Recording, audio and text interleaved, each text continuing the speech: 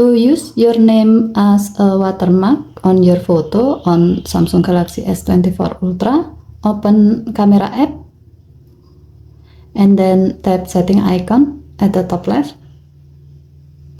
Under Picture section, tap Watermark. Under Info to Show section, make sure to select model name and then tap Edit. Now type your name.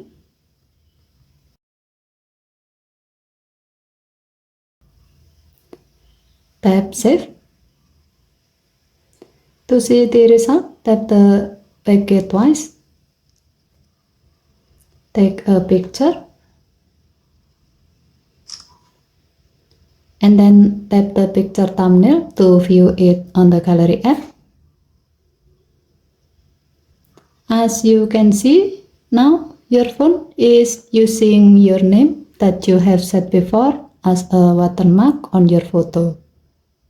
Okay, thank you for watching. Please help to like and subscribe. Have a nice day.